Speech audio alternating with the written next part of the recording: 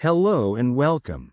Today, we delve into a story of technological secrets that changed the course of history. A secret so powerful it rendered entire fleets blind and deaf in the most crucial battles of the Second World War. Imagine a tiny copper block, no larger than a clenched fist, holding the key to electromagnetic dominance. A device that could reveal submarines hidden beneath the ocean's surface, even in total darkness. How could such a simple object produce unimaginable power, and what secret did it hide that would bring the mighty German Navy to its knees?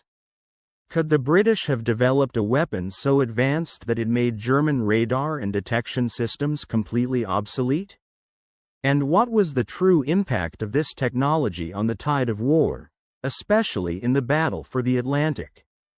As we uncover these facts, consider this. A device called the cavity magnetron, invented through groundbreaking microwave research, became the cornerstone of Allied electromagnetic superiority. It allowed radar signals to operate at frequencies so high that German warnings and detection tools simply could not see or hear them. This leap in technology meant that British bombers, American ships, and Allied aircraft could locate and track German submarines and surface vessels from miles away, in fog, storm, and darkness, without the Germans ever knowing they were under attack. Could the Germans have even imagined that their enemies had unlocked the power of microwaves, turning invisible waves into tools of conquest? And here's the question that ties it all together.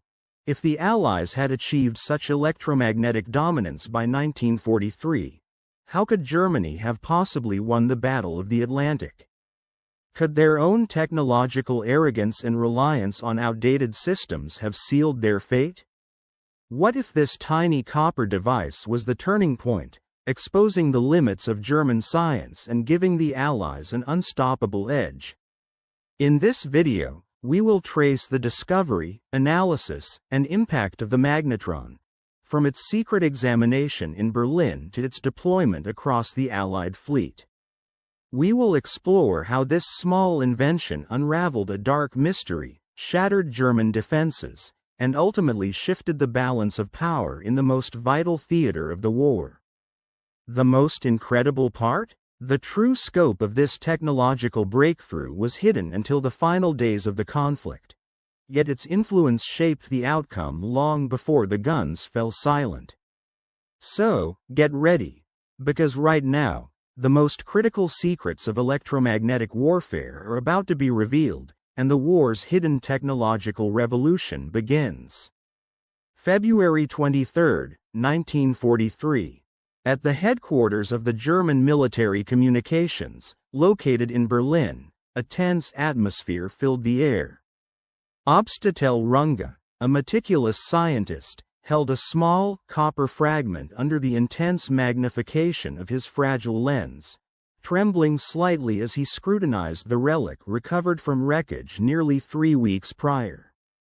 His eyes narrowed as he meticulously examined the object, and he quickly scribbled in his highly classified technical report, "This cannot be real."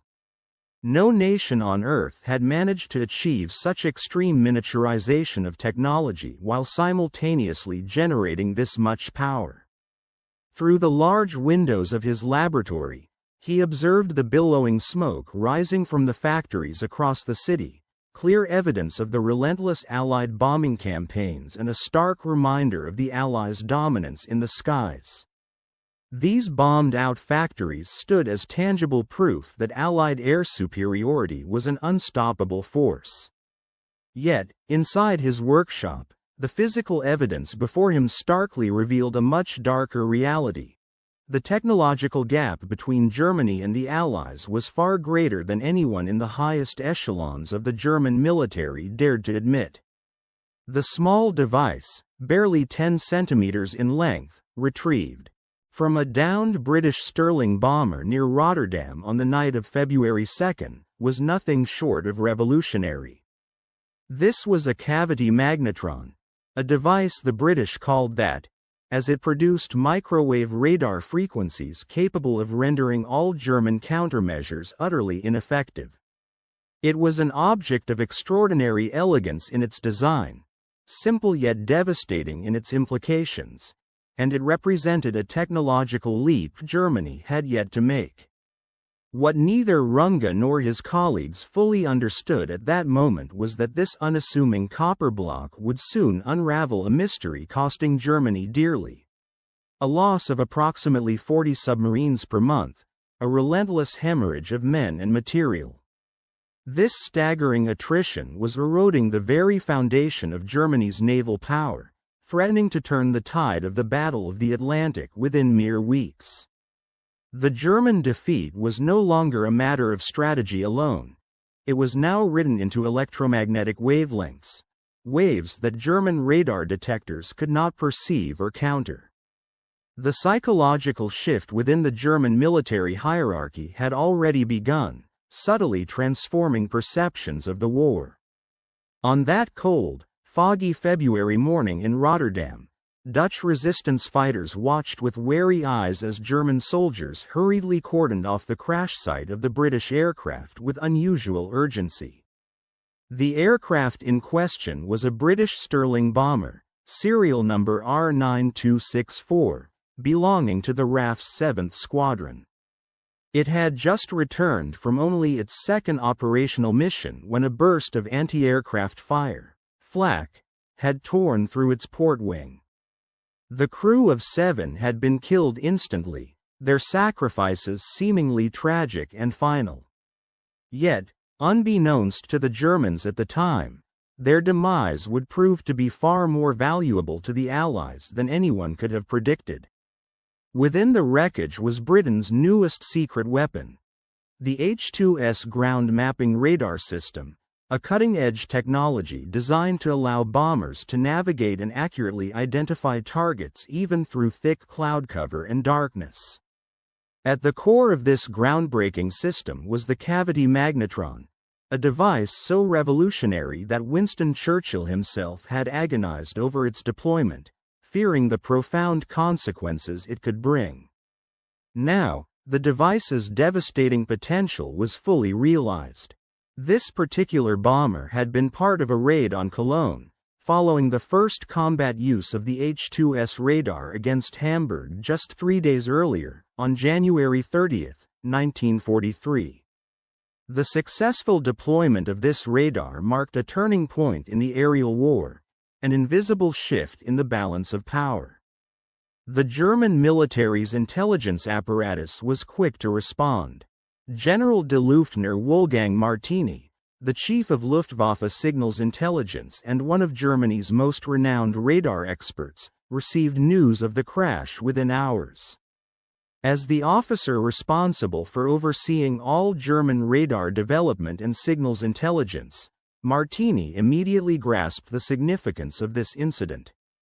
He understood that the wreckage might hold answers to questions that had haunted German commanders for months. Questions about Britain's new technological advantage and how to counter it effectively. His position as the head of Germany's entire communications and radar infrastructure meant he was uniquely equipped to analyze and decrypt the implications of the downed aircraft. The discovery of the British radar device, and the knowledge it represented, posed a direct threat to the security and strategic dominance of the German forces. The race to understand, replicate, and counter this revolutionary technology had begun anew, with far-reaching consequences for the course of the war.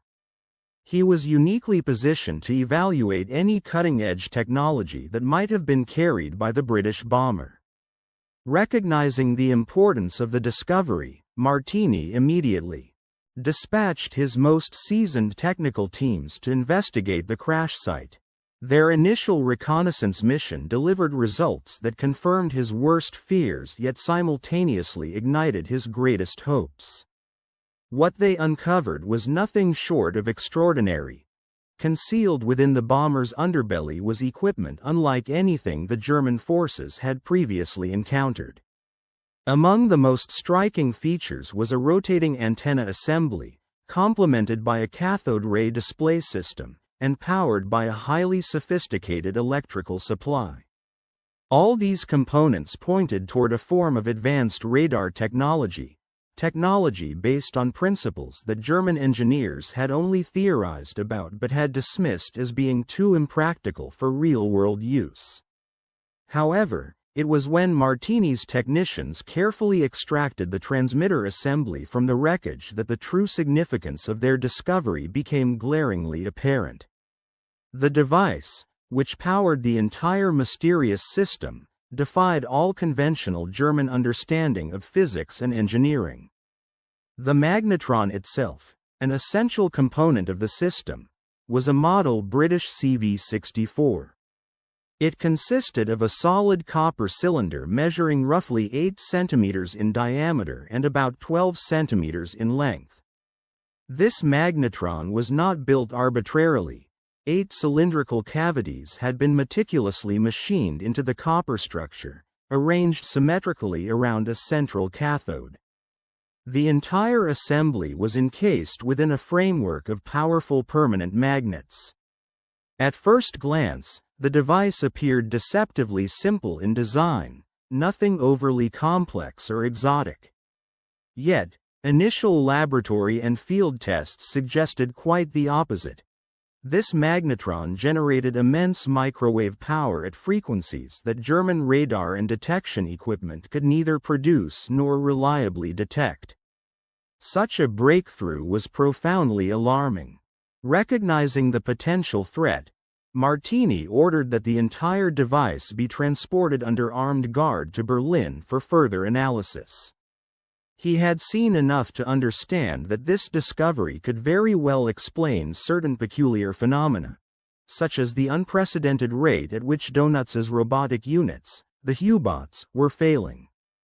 It was clear that the British had managed to achieve what German science had long considered impossible: the development of a compact, high-powered microwave radar system that could be mounted aboard aircraft and ships. This system would provide detection capabilities that Germany's existing defenses could neither counter nor evade. The process of turning this enigmatic technology from mystery into a comprehensible scientific revelation had, in fact, begun several months earlier, deep in the gray waters of the North Atlantic. During late 1942 and into early 1943, commanders of the U-boat fleet had increasingly reported encounters with Allied aircraft that appeared to possess almost supernatural detection abilities, capabilities that seemed to defy explanation and left German forces scrambling for answers.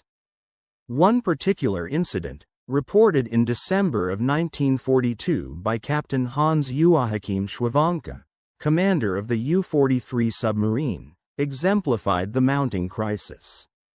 Schwanke had been navigating the Bay of Bisque on a moonless night, running on the surface to recharge his vessel's batteries. Suddenly, searchlights erupted from directly overhead, an attack of such suddenness that it left no warning or indication on their MTOX radar detector.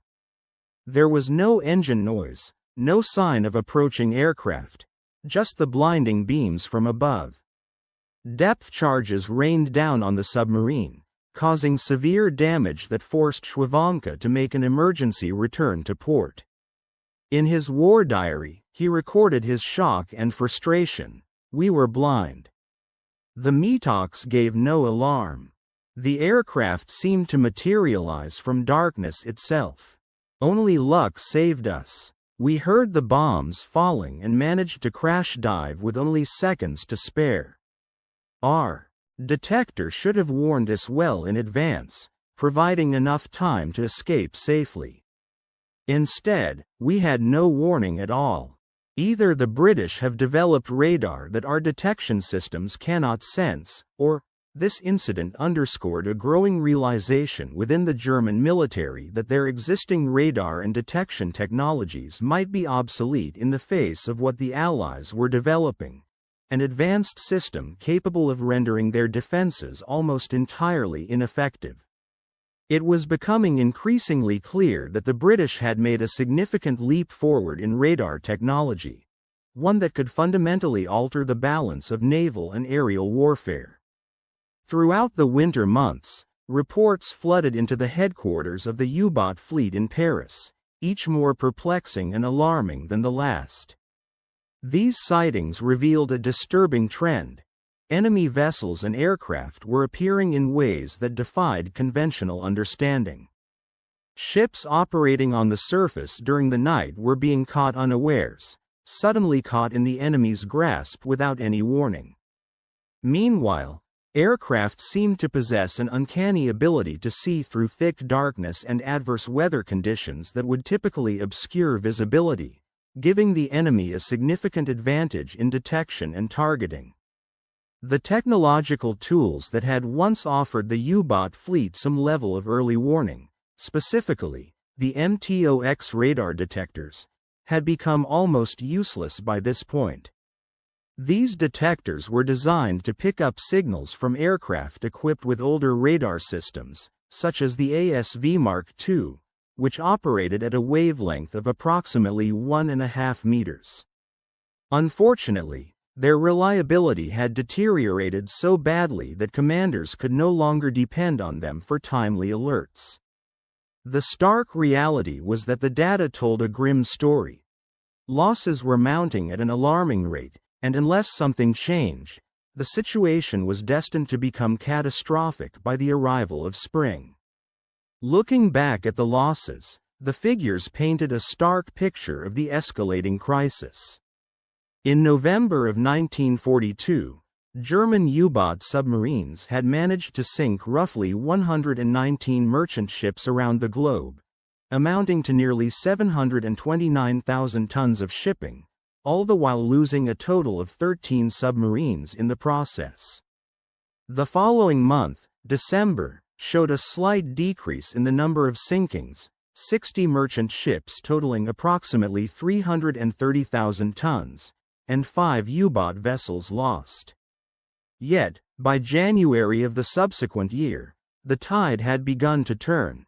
Sinkings dropped to 37 ships, but the losses of submarines increased to 7. February's figures revealed a further decline in merchant ship casualties to only 34 ships, but with 17 U-boat submarines lost, a clear indication that the enemy was gaining the upper hand, and the balance of advantage was rapidly shifting. The deteriorating situation did not go unnoticed by the highest ranks of the German command.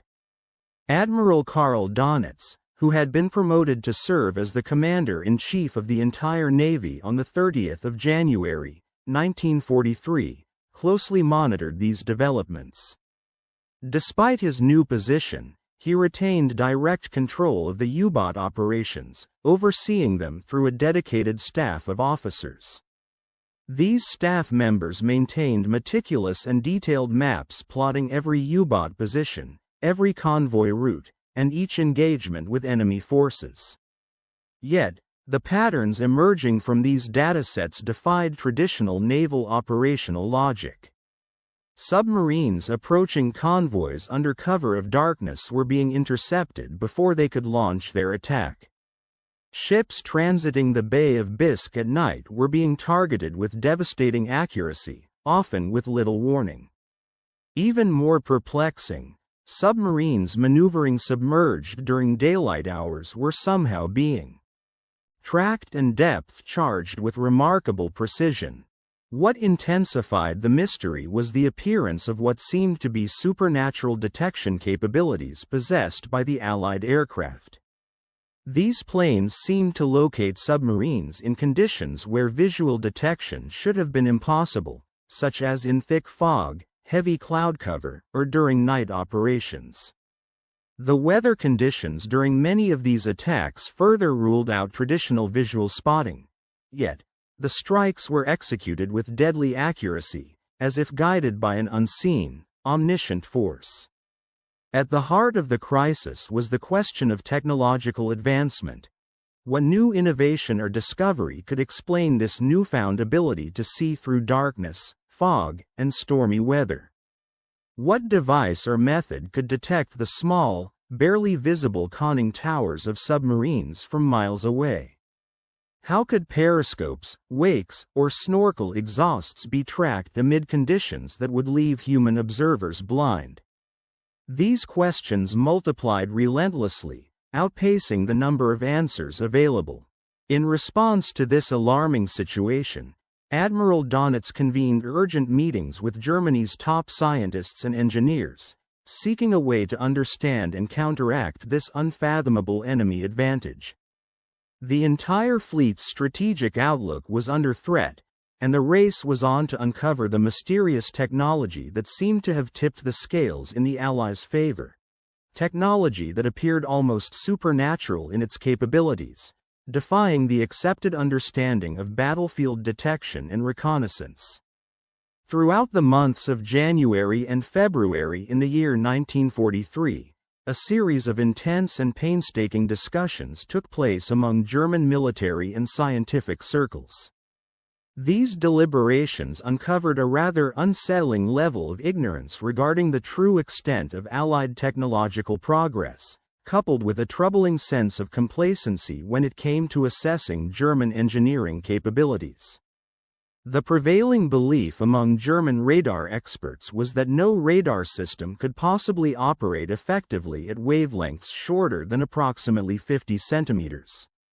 They argued that this limitation was rooted in the fundamental constraints of power generation technology available at that time.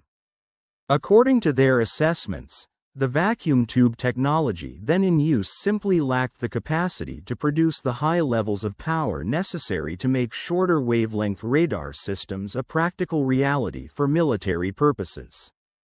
The detectors designed by the Germans, known as the MTOX detectors, were intended to pick up the electromagnetic emissions from Allied radar systems operating at a wavelength of about 1.5 meters. Theoretically, these detectors should have been capable of warning German aircraft of impending detection and attack, providing several minutes of warning, enough time to initiate a crash dive before enemy aircraft could come within striking range. Yet, it was painfully clear that these systems were no longer providing the kind of reliable warning they once had. A question hung heavily in the air. What had changed? What new technological advance had the Allies made that rendered German detection systems ineffective? Some scientists proposed the possibility that the Allies might have advanced infrared detection methods capable of sensing the heat signatures of aircraft engines, such as the exhaust gases from diesel-powered planes. Others suggested that acoustical detection might be at play, although this seemed highly unlikely at the operational distances involved, given the limitations of sound travel and ambient noise. A few researchers floated the theoretical concept that the Allies could be developing centimetric radar utilizing cutting-edge magnetron technology, but this idea was quickly dismissed as impractical. Germany's own investigations into such high-frequency radar systems had concluded that the tactical advantages they promised were not worth the enormous investment in research and development required. German engineers and scientists believed that the problems they faced, those that had thwarted their efforts, would also be insurmountable for the Allies. As a result, many confidently maintained that the British and Americans could not possibly have developed a radar system superior to their own. The consensus among the experts was that the Allies must be employing some other method of detection, perhaps multiple detection techniques working together to achieve the observed results. This unwavering confidence in German technological superiority was rooted in a broader belief that German science and engineering were unmatched globally.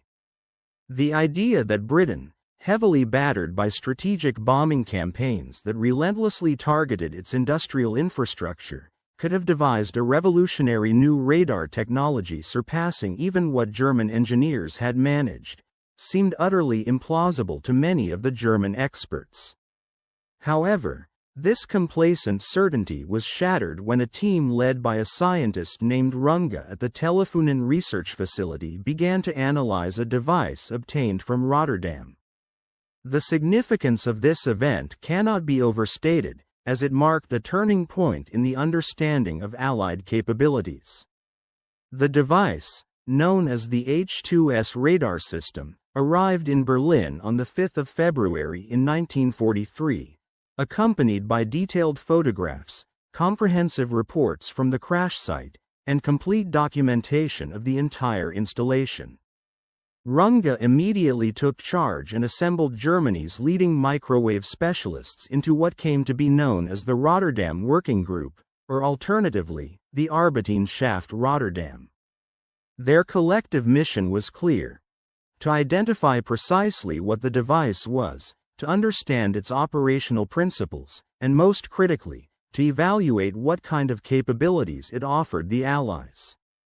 The group's initial meeting was scheduled for either the 22nd or 23rd of February at the offices of Telefunen in Berlin. The first detailed examination of the device took place on the 6th of February, revealing the fundamental principles behind the magnetron's operation. Within a matter of hours, it became apparent that the cylindrical cavities within the magnetron acted as resonant chambers, generating and amplifying electromagnetic oscillations. These resonances formed the core of the system's ability to produce high-frequency radar signals that could be used in ways German engineers had not fully anticipated.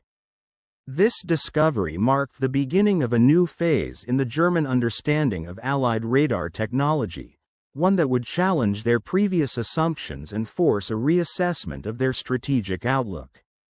Wavelength far too short for the German systems to pick up. The breakthrough was staggering. A radar capable of revealing submarines and surface vessels with unprecedented precision, all while remaining virtually invisible to the enemy's detection apparatus.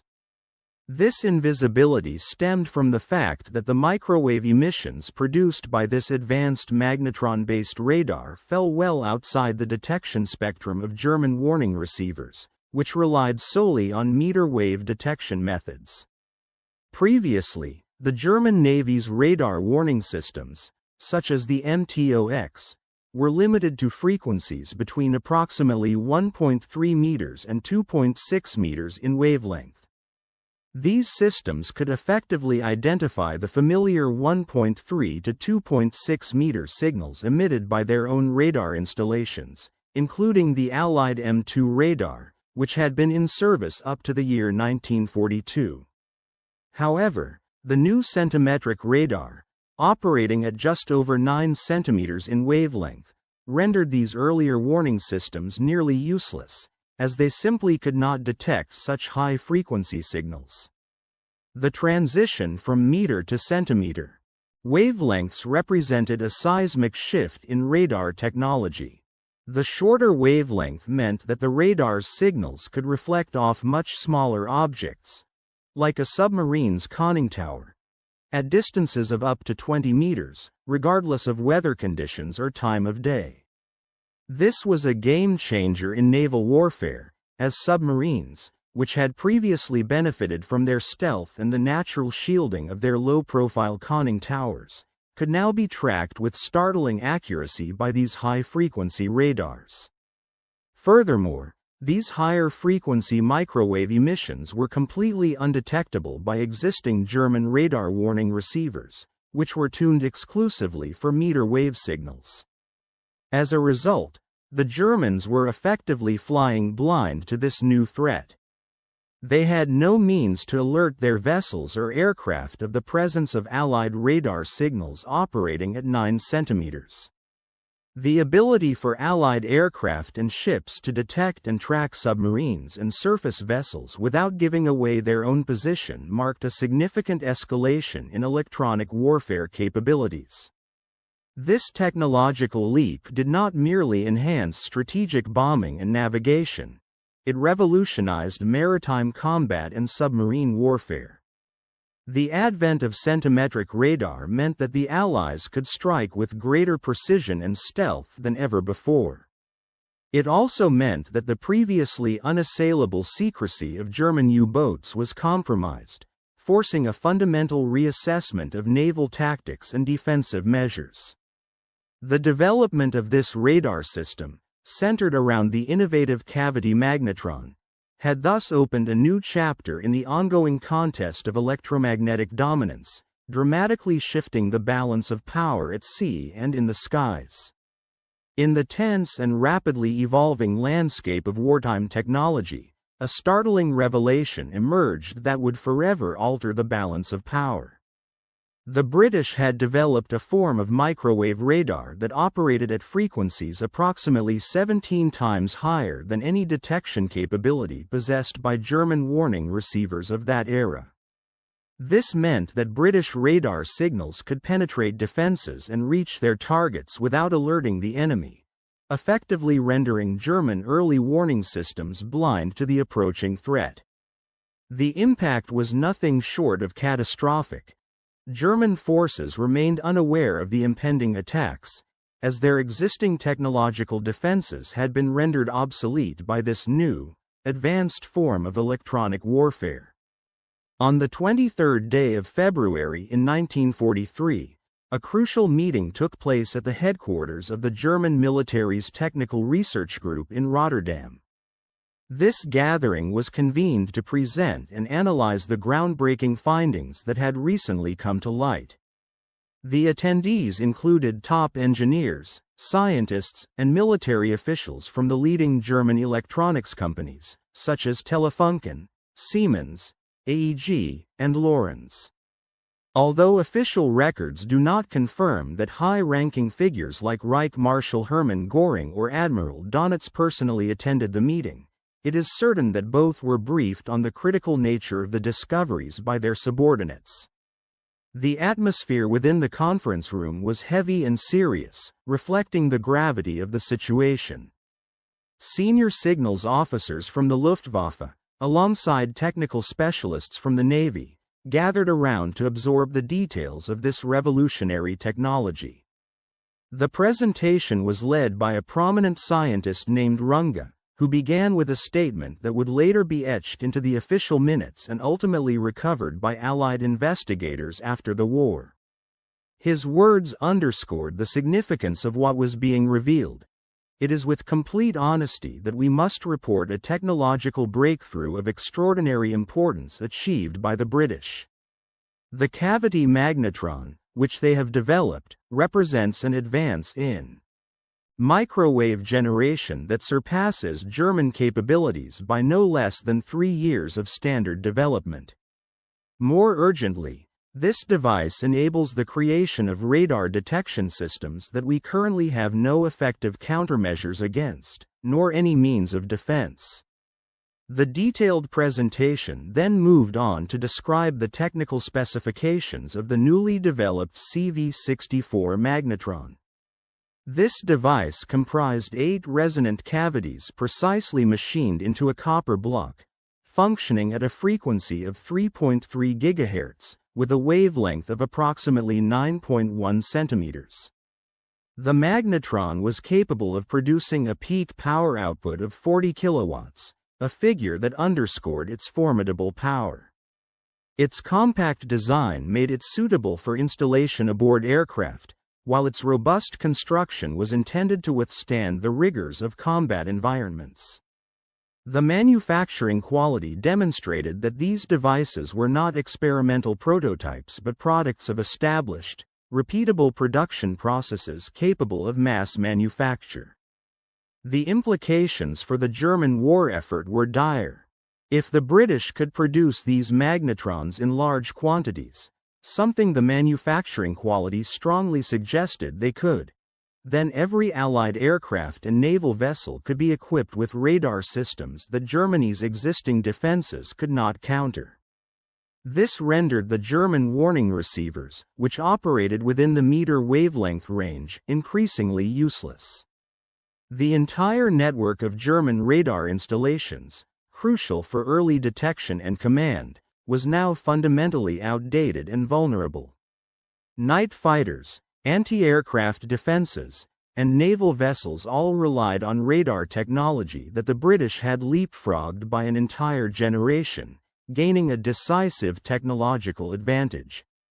When Hermann Göring was briefed on these findings, likely at the Humboldt Flak Tower in Berlin, where the reassembled H-2S radar system was demonstrated, his reaction was reportedly one of profound concern.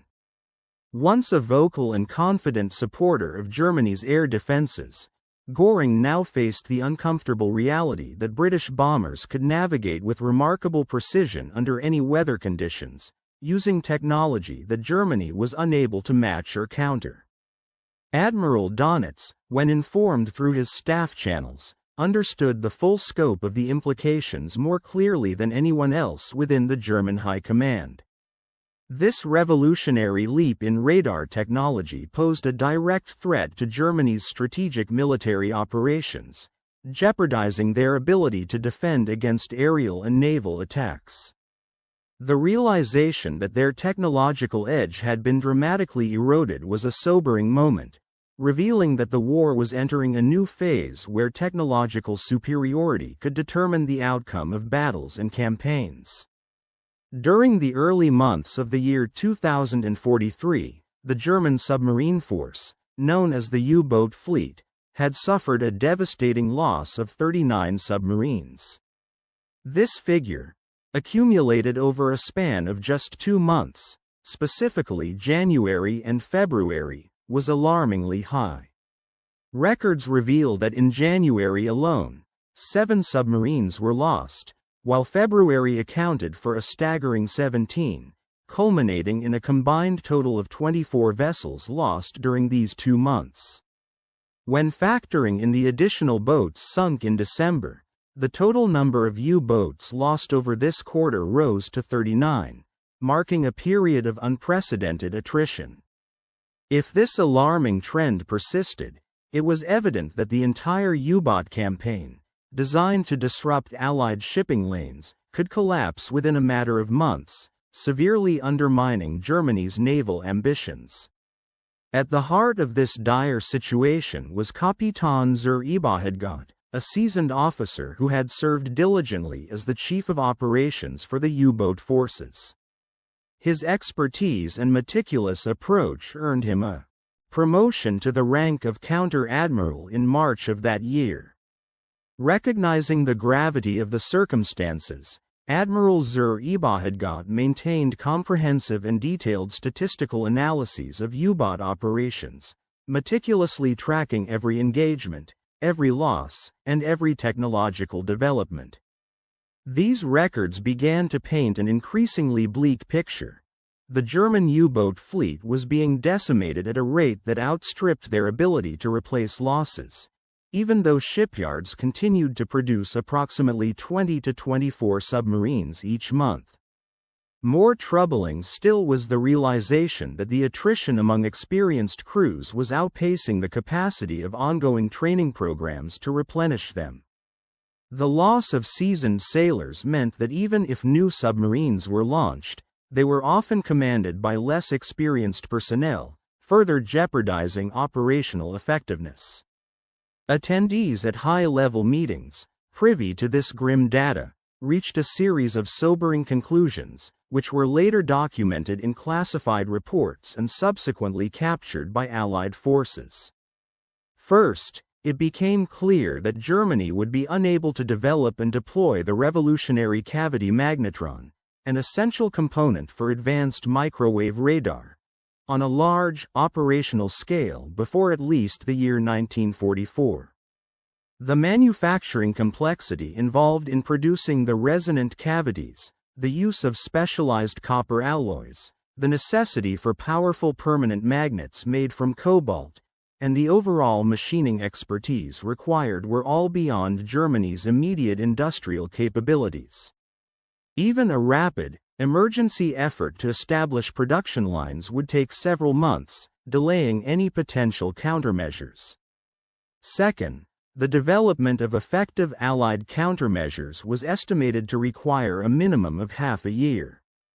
Theoretically, engineers could design new radar warning receivers tuned to centimetric frequencies, around 3 centimeters wavelength, but producing and installing such devices across the entire U-boat fleet would extend well into the year 1944. The technical challenges of constructing receivers capable of detecting emissions at approximately 3.3 GHz were formidable, especially given Germany's limited experience and infrastructure related to microwave technology. Most devastating of all, perhaps, was the realization that the Allies had almost certainly made significant advancements beyond those already known. The device deployed on the Rotterdam, a vessel operating at a wavelength of 9.1 centimeters, indicated that the Allies possessed variants of this radar technology that Germany could not quickly or easily counter. Allied scientists were likely developing or had already developed systems operating at 3 centimeters wavelength, which would render even the most advanced German countermeasures obsolete long before they could be operationally deployed. In essence, the technological race was not just a matter of being behind but was fundamentally unwinnable within the current timeframe of the war. The Allied advantage in research, coupled with their superior industrial capacity and rapid development, meant that Germany faced an insurmountable challenge. The gap in technological progress was growing wider, making victory in this field increasingly unattainable. Admiral Donitz, the commander of the German U-boat forces, absorbed these stark briefings with a growing awareness of the impending catastrophe. His headquarters, which had been relocated to the Paris region in March of the previous year following the vulnerability exposed by the Saint-Lazaire Commando raid, an operation that had compromised their previous facility at Laurent, had become a nerve center for detailed strategic plotting. Every engagement, every loss, and every technological development was charted meticulously on maps that adorned the walls of the operations room. These visual representations told a story far clearer than any statistical report. The map pins indicating U-boat positions, marked in red, had thinned dramatically across the North Atlantic, illustrating the shrinking reach and effectiveness of the German submarine campaign. Meanwhile, blue pins representing Allied convoys appeared to traverse the ocean in a pattern that suggested they were deliberately avoiding areas where wolfpack attacks were most likely to occur. The contrast between the dwindling presence of U-boats and the seemingly unimpeded flow of Allied shipping underscored the rapidly changing naval landscape. The once ambitious U-boat campaign, which had aimed to the German Naval Command, still committed to their clandestine campaign, had to confront a sobering reality as the tide of technological advancement turned decisively against them. Evidence from recent battles revealed that their once advantageous tactics and tools were rapidly becoming obsolete in the face of Allied innovations. The black pins, markers of their submarine losses, dotted the transit routes passing through the Bay of Bisque and the operational zones where their vessels had met Allied air patrols. These pins served as stark reminders of the growing attrition inflicted upon their U-boat fleet. Donitz, the formidable commander of the U-boat fleet, confided in his senior staff during post-examination briefings that they had been fighting in the dark, literally and figuratively. He acknowledged with a heavy tone that every strategic advantage they had believed to possess had been effectively neutralized by Allied technological advancements, many of which they had not anticipated. The element of surprise, especially at night, was no longer a guarantee of success when the enemy possessed the capability to see clearly in complete darkness through the use of radar. The vast openness of the Atlantic Ocean offered no real cover when radar systems could detect the silhouette of a conning tower from a distance of 20 meters, rendering stealth almost impossible. Their radar warning systems, which once provided a sense of security, now gave a false sense of confidence, as they were practically useless against this new level of detection. This growing realization prompted a critical question for Dönitz and his staff. What measures could be taken in response to this relentless technological onslaught? While German industry was rushing to develop new countermeasures, with some solutions potentially not arriving until the year 1944, Hessler suggested several tactical modifications that could be implemented sooner. It was decided that all U-boat commanders would be instructed that radar warning systems could no longer be relied upon as a true indicator of incoming air attacks. Instead, they were to be regarded as unreliable and potentially misleading. Consequently, U-boat crews were ordered to remain submerged as frequently as possible, surfacing only when absolutely necessary, such as to recharge batteries or to accelerate their transit. Furthermore, the anti-aircraft armament on all boats would be increased, a measure born out of desperation, given the nature of the threat. Aircraft could now detect the U-boat long before the boats could engage them, making traditional defenses less effective. The most critical part of their strategic planning was that Dönitz and his staff began preparing for the grim possibility that their campaign in the Atlantic might become unsustainable if losses continued at their current rate. Should the attrition rate of their vessels remain high while the Allied shipbuilding capacity surged ahead, the Germans faced the stark reality that their overall strategic goal, the ability to sink more merchant ships than the Allies could replace, was slipping beyond reach. By the spring of 1943, this situation marked both a high point and the beginning of the decline for Dönitz's U-boat force. During that month, some of the largest convoy battles of the entire war took place, involving formidable wolf packs numbering between 30 and 40 submarines, all attempting to overwhelm convoy defenses through sheer numbers.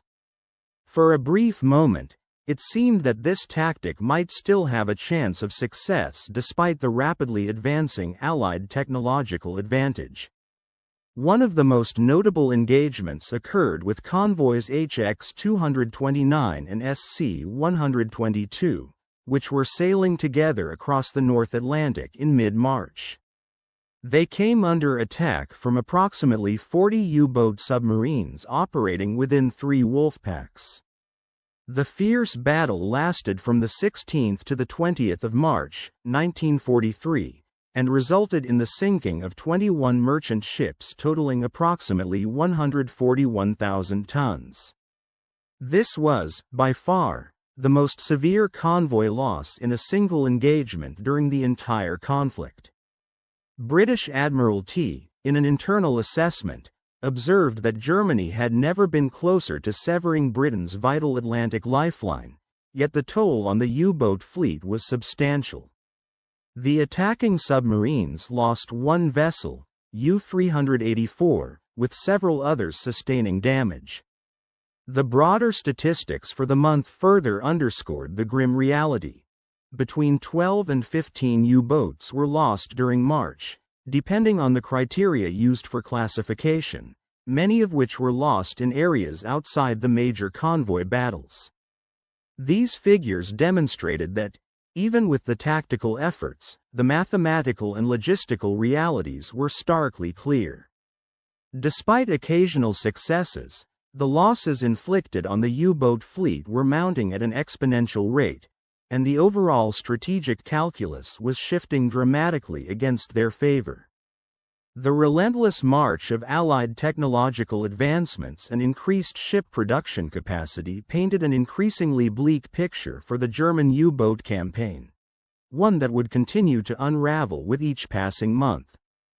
During the critical phase of the Battle of the Atlantic, the strategic situation was rapidly worsening for the German U-boat fleet, which was tasked with crippling the Allied shipping capability. Despite their initial successes, the tide was turning as Allied shipyards, especially those in the United States, ramped up their production of merchant vessels at an unprecedented pace. The American shipbuilding industry, in particular, had undergone a remarkable transformation, dramatically reducing construction times for ships like the Liberty ships from over 200 days in 1941 to an average of just 42 days by 1944. This acceleration in production meant that the Allies could replace ships lost to U-boat attacks almost as quickly as they were sunk. For instance, while individual ships such as the SS Roberty Epiree managed to be constructed in a record time of just 4 days, 15 hours, and 29 minutes in November of 1942, such feats were largely propaganda milestones rather than typical production figures. The reality was that American shipyards at their peak could launch approximately 3 Liberty ships every 2 days, equating to a rate of roughly 1.5 ships per day. In stark contrast, German U-boats, or U-boats, which could sink about 3,000 to 5,000 tons of shipping per vessel before being destroyed, simply could not keep pace with this relentless output. As long as the Allies maintained this rapid replacement rate, the U-boat campaign was effectively a strategic failure concealed within a series of tactical victories. The fundamental challenge for the Germans was to win the so-called tonnage war. That is, to sink enough Allied shipping to outpace the rate of replacement. Achieving this required maintaining an unsustainable exchange ratio, where U-boats would need to consistently sink more tonnage than the Allies could produce or replace. Equally important was the necessity of avoiding losses that could not be compensated for in time. The critical turning point came in May of 1943, a month that would later be dubbed Black May by U-boat crews due to the catastrophic losses suffered. Throughout that month, Allied air and surface forces, equipped with advanced detection and targeting technology such as centimetric ASV radar, Mark III radar, and Type 271 shipboard radar, launched a relentless assault on the U-boat fleet. The convoy battle for Ons 5, held in late April and early May, marked the beginning of this turning point.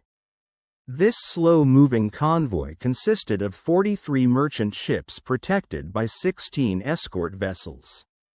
It was attacked by approximately 30 U-boats, which managed to sink 12 or 13 merchant ships, but at a high cost, losing 6 to 7 of their own submarines, with an additional 5 to 7 severely damaged.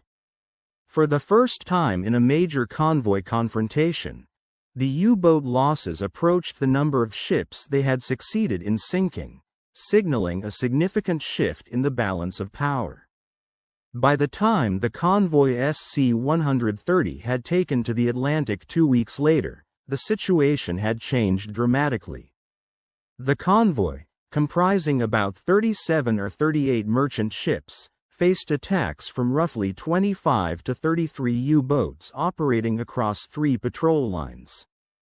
Despite these aggressive assaults, the convoy suffered no losses, and the German U-boats incurred devastating casualties, losing between 3 and 5 submarines, including the U-954.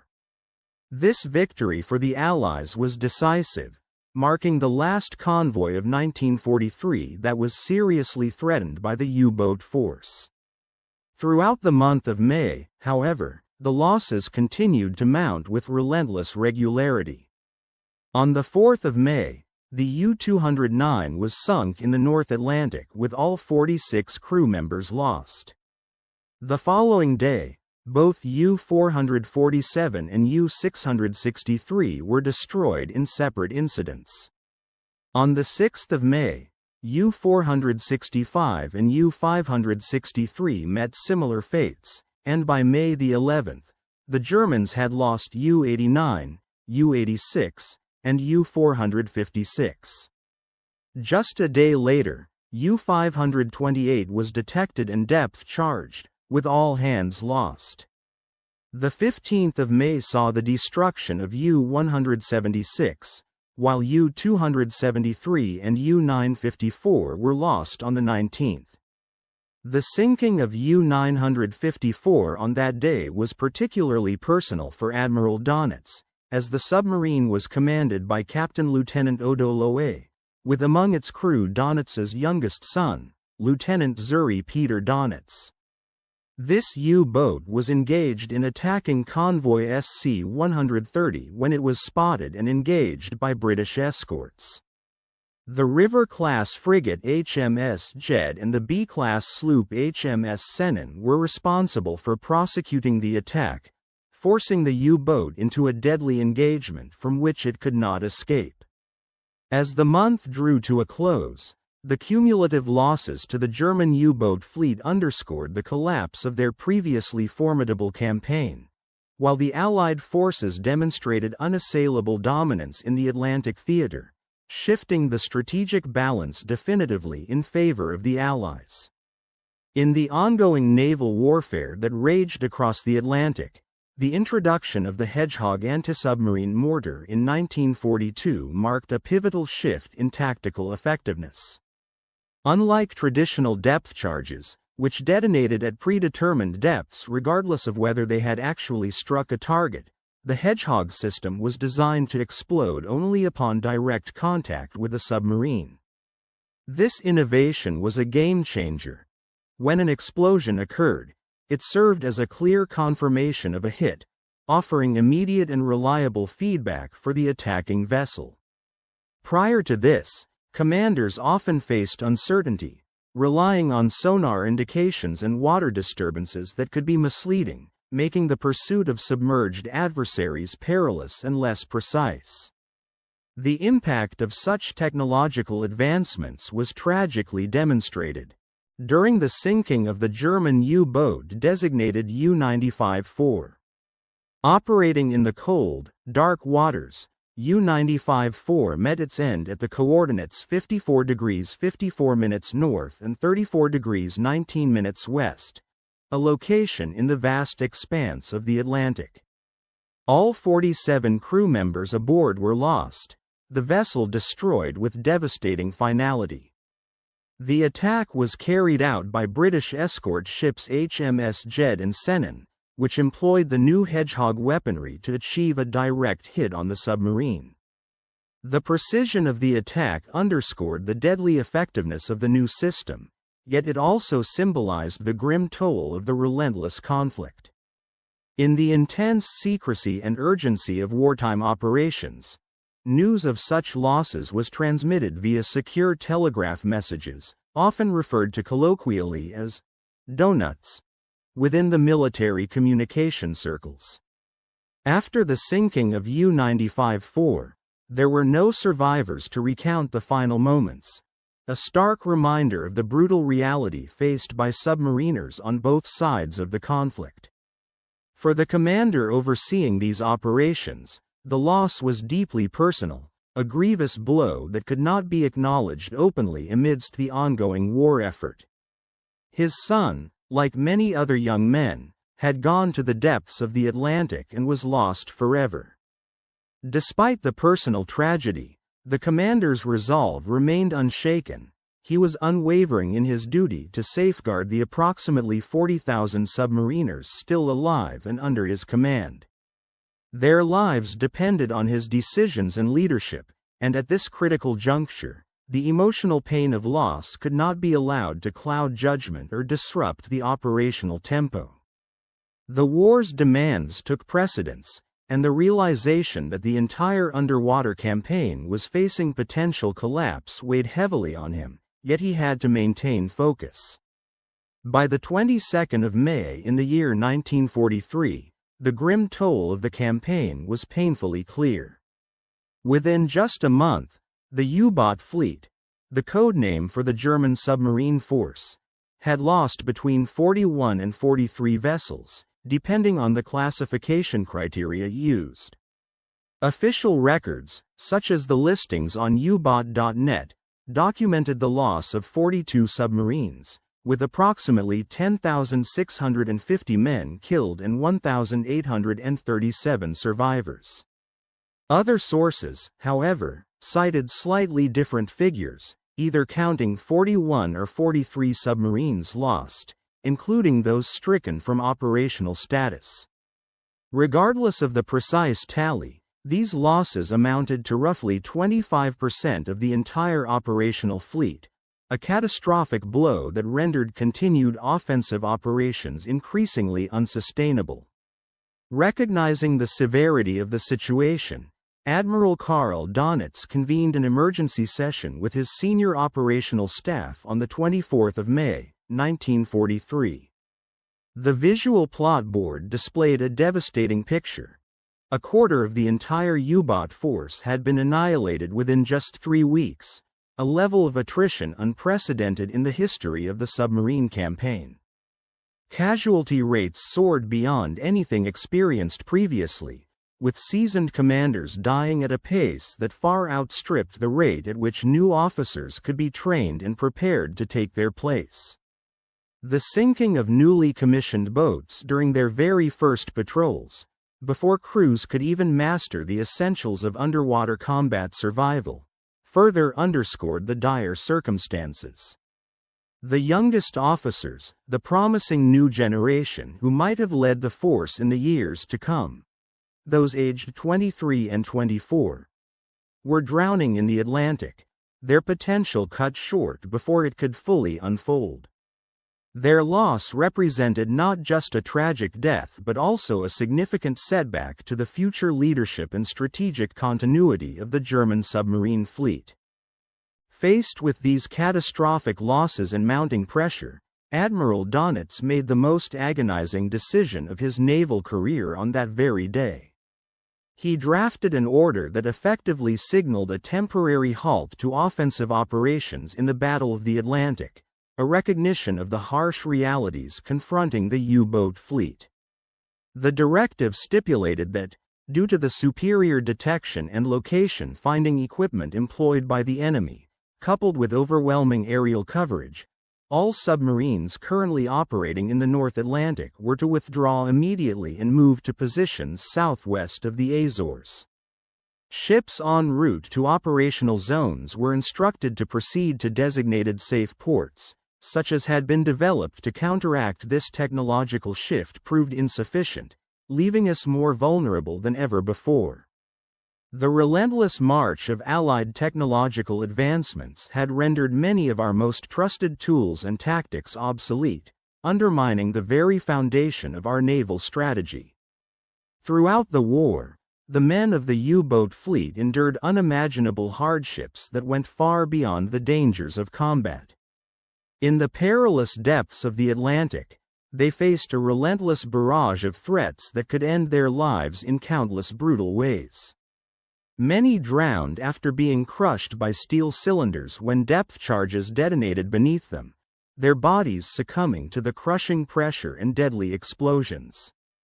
Others suffocated when their air supply systems failed under the prolonged and intense attacks, an agonizing death in the dark, silent depths. Still, others met their end in flames, as diesel fuel ignited from the damage inflicted during combat, turning their submarines into infernos beneath the waves. The harsh conditions did not stop with the depths. Many crew members froze to death in the icy waters of the North Atlantic, where their vessels had been forced to stay submerged for extended periods to avoid detection. Conversely, some were cooked alive in tropical waters, trapped beneath the surface for hours on end, unable to surface without risking destruction.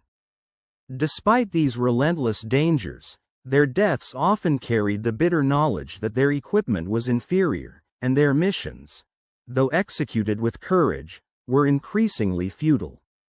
It was painfully clear that these sacrifices were unlikely to influence the overarching strategic outcome of the war. Yet, the sailors persisted in their efforts, driven by an unwavering sense of duty that refused to abandon their posts, even as the odds stacked against them. Their continued resistance was not just about individual bravery but also about strategic necessity. Surrender would have allowed Allied air and sea forces to more freely operate in other theaters, ultimately hastening the collapse of German resistance across Europe and beyond.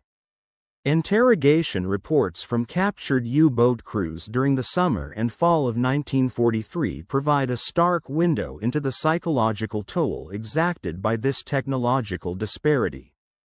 Initially, Allied intelligence officers were puzzled by the defeatist attitudes expressed by prisoners, men who had once been fervently convinced of Germany's inevitable victory.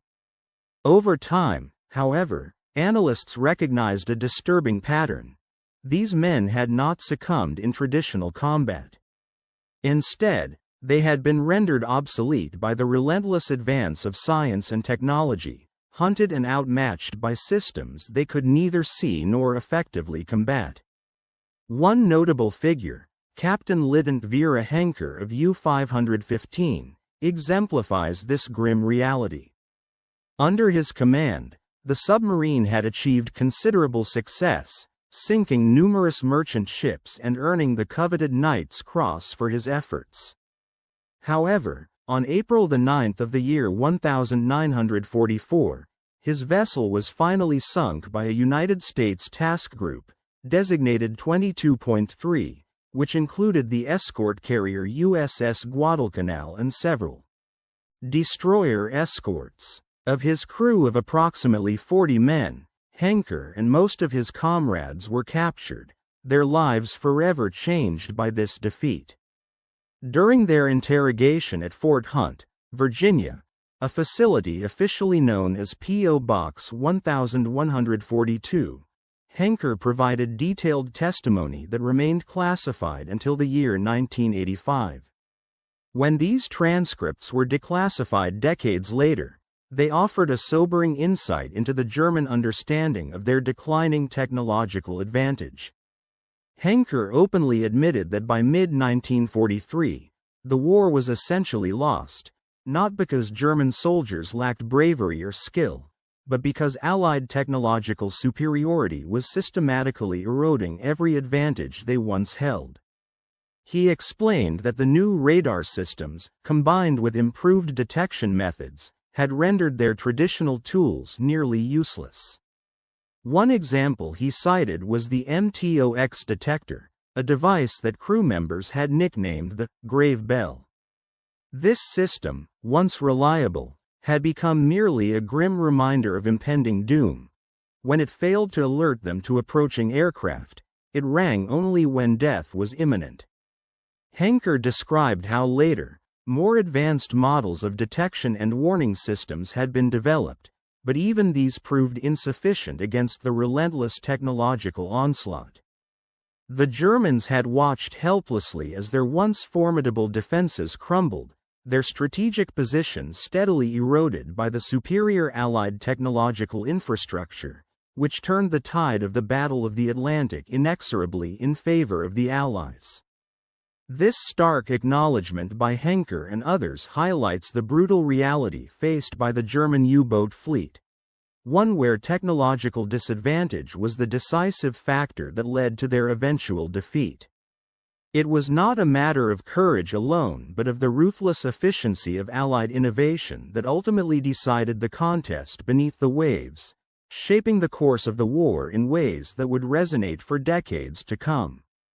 The advent of new sonar technology proved to be a critical development in naval warfare, yet it arrived too late to significantly alter the fate of most submarines.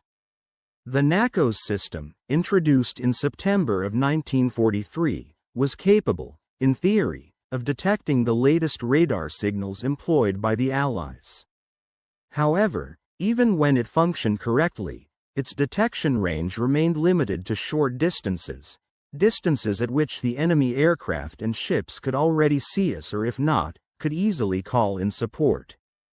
The Allied aircraft, equipped with superior detection capabilities, could spot the submarines from well beyond visual range, often circling overhead and coordinating attacks with destroyers that specialized in anti-submarine warfare.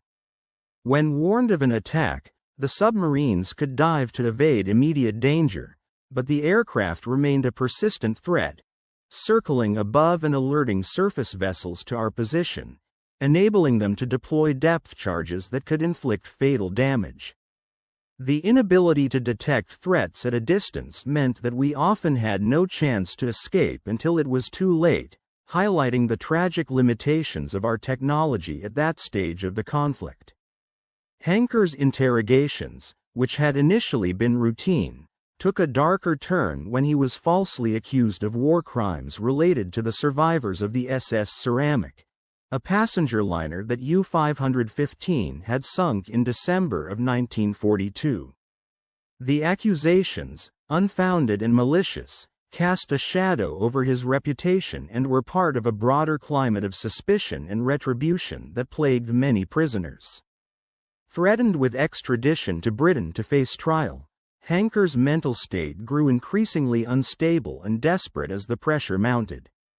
On June 15, 1944, driven by a desire to escape his grim circumstances, he attempted to climb the perimeter fence at Fort Hunt, a secure military detention facility. His attempt was thwarted swiftly and tragically.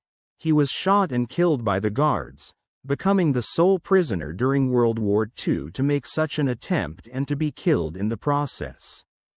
Among the prisoners who survived the war was Oberleutnant II Herbert Wehrer, who served aboard 5 different submarines during his military career, including surviving the sinking of the U-612 in August of 1942 and the U-415 in July of 1944. His account of the war, titled Iron Coffins, first published in 1969, provided a detailed and personal perspective on the intense submarine warfare from the German side. The memoir became renowned for its candid portrayal of the psychological toll borne by those engaged in underwater combat, especially as Allied technology advanced rapidly. Wehrer vividly described how, after May of 1943, each patrol was less a straightforward military operation and more a desperate struggle for survival. He explained that the Allies' radar technology could detect our periscope wakes, our snorkel exhaust, and even the silhouette of our conning towers when disturbed by the wash of water.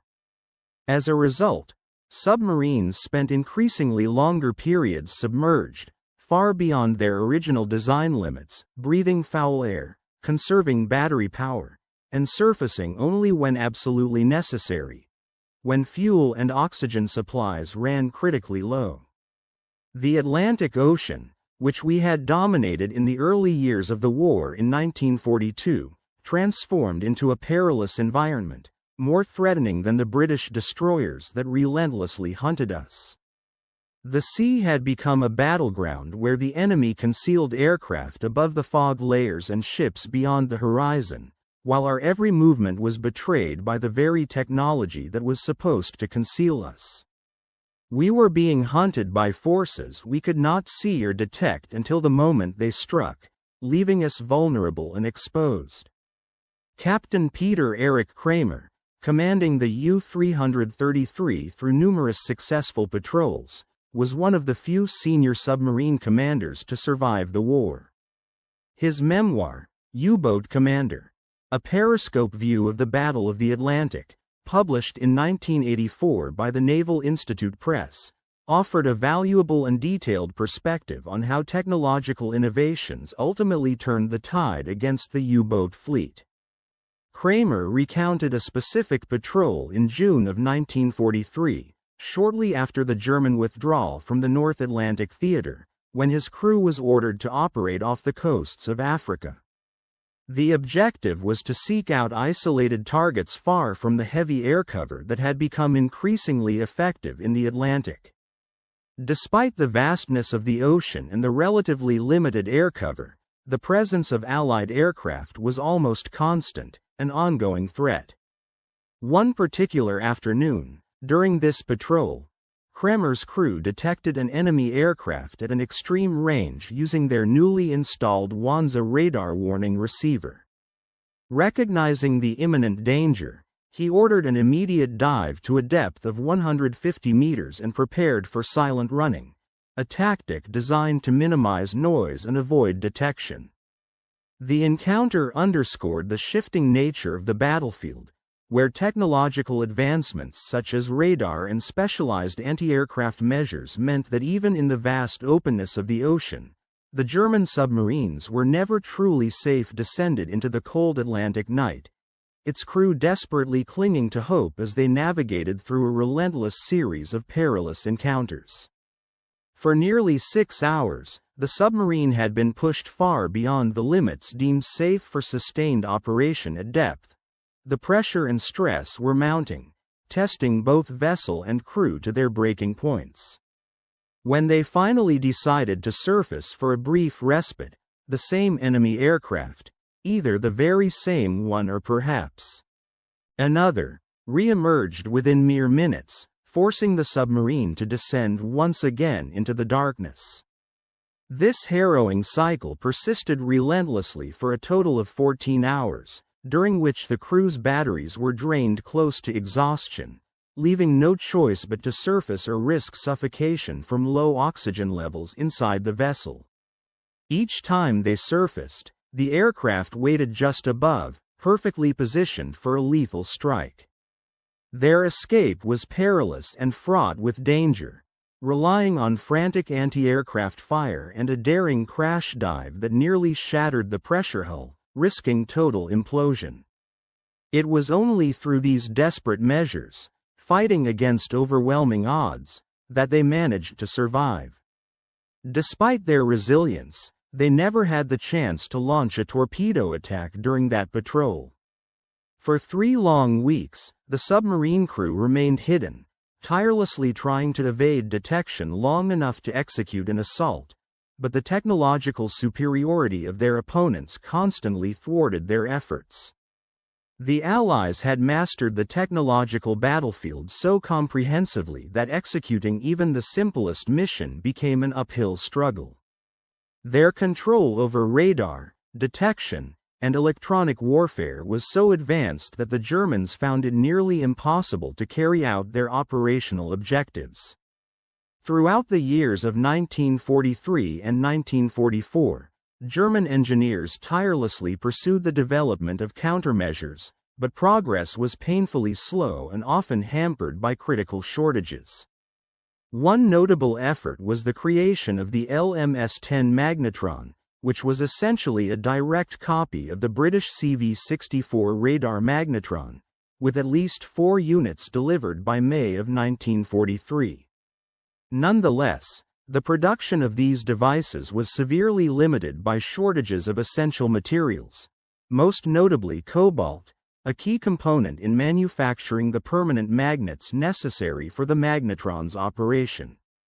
Early units often required magnets salvaged from other captured aircraft, making large-scale production impossible and unreliable. In response, the German engineering community launched an initiative called Telefunken, which aimed to develop an indigenous magnetron, designated LMS-12, trying to adapt the British design to the materials readily available within Germany. Unfortunately, this development faced delays and technical hurdles, and by April of 1944, it had not yet reached even limited production. This was far too late to influence the course of the war meaningfully. By the time these German magnetron efforts were beginning to show promise, the Battle of the Atlantic had already been decisively lost for nearly a year.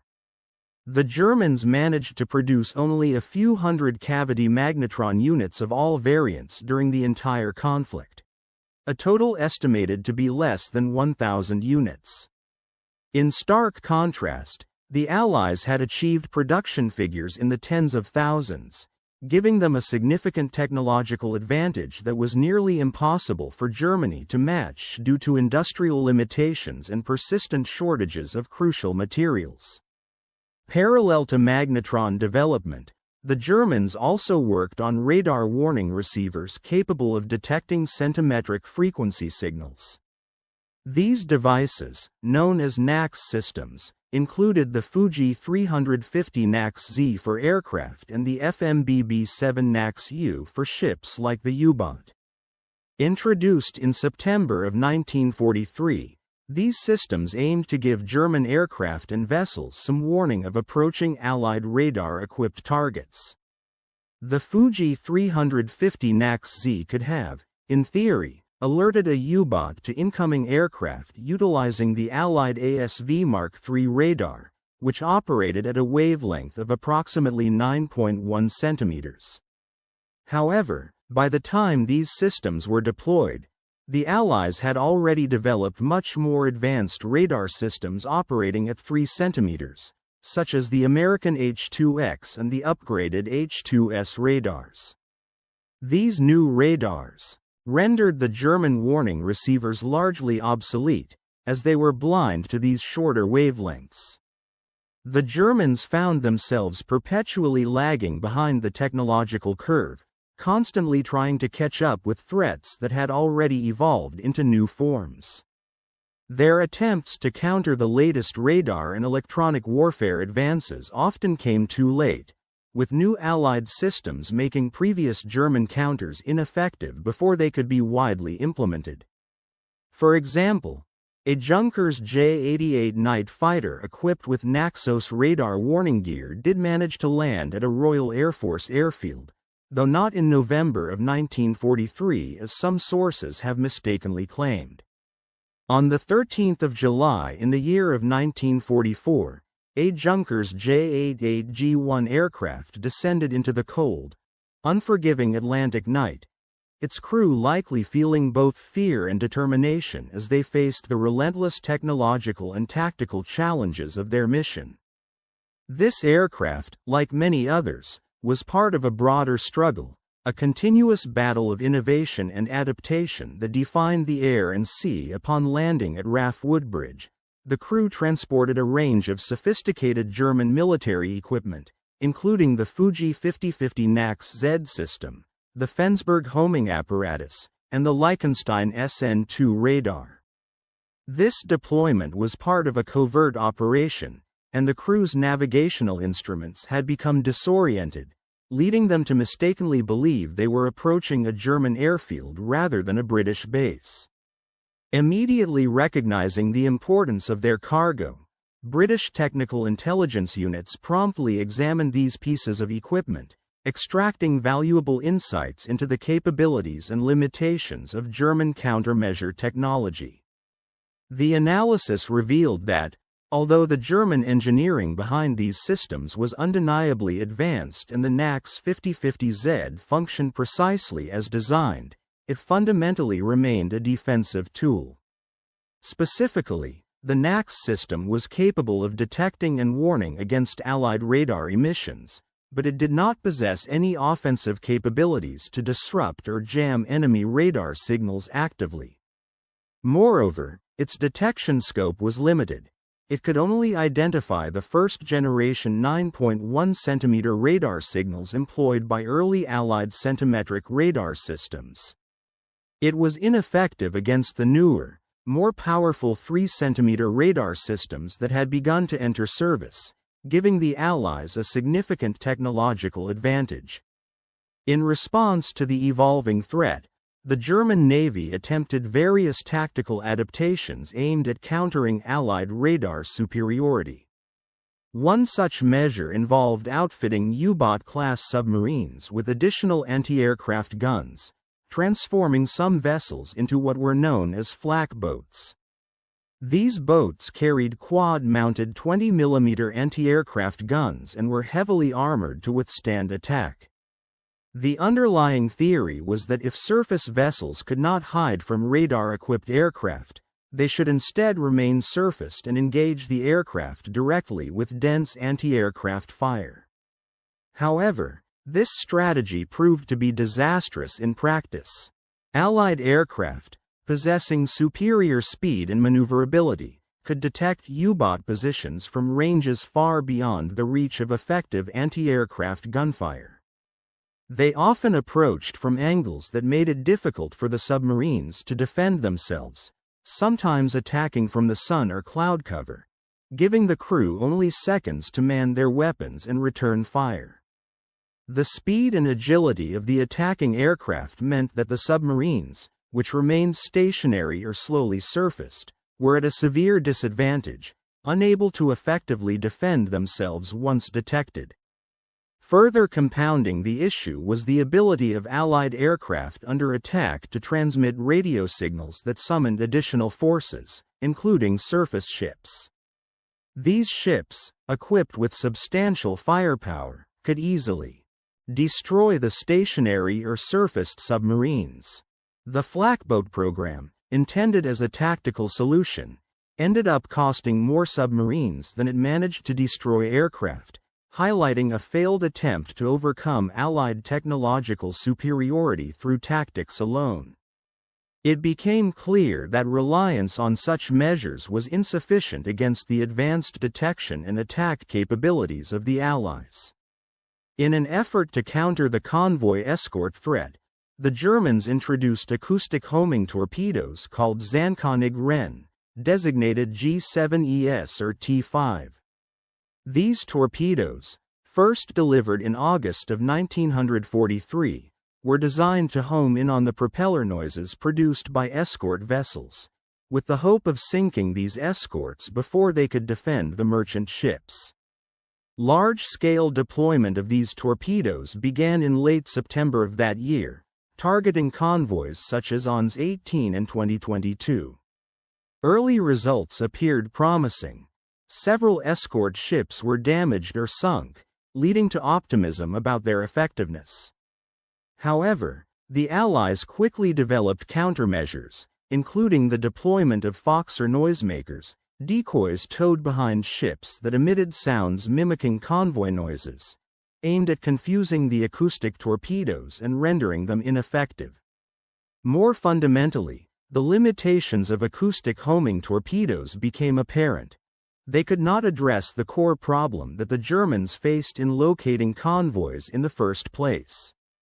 If Allied radar systems detected the U-boat submarines long before they reached the convoy, the homing torpedoes had no opportunity to strike because the submarines were already exposed and vulnerable.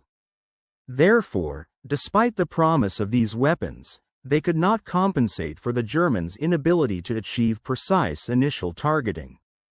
In response to these deficiencies, the Germans began exploring new submarine designs that incorporated snorkel systems, an invention initially developed by the Dutch in 1938. When Germany overran the Netherlands in 1940, they captured Dutch technological advancements, including the snorkel, a device that allowed submarines to operate their diesel engines while submerged at periscope depth. Early on, this innovation was largely ignored or considered a minor improvement. However, as the war progressed and the Allies' technological edge became more pronounced, German engineers recognized the potential of the snorkel to extend underwater endurance and reduce vulnerability.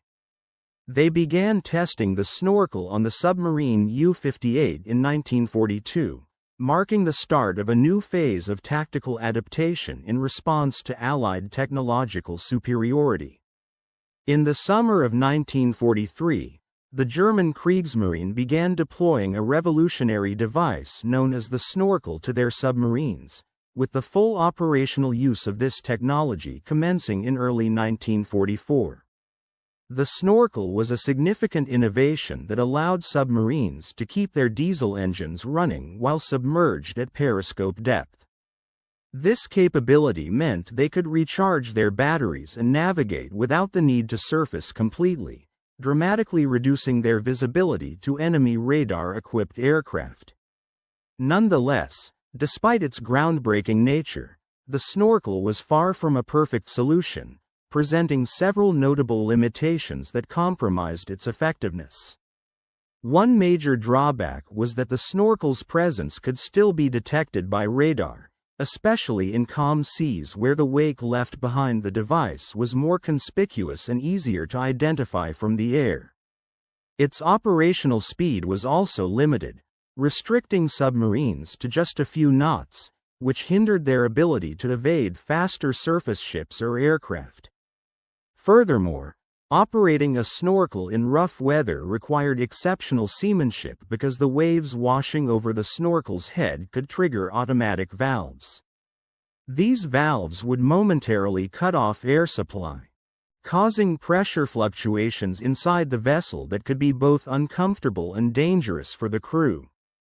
Such conditions necessitated highly skilled crews capable of managing the complex and delicate process of submerged navigation under challenging sea states. By mid-1944, about half of the German submarines, particularly those operating out of French bases, had been equipped with snorkels.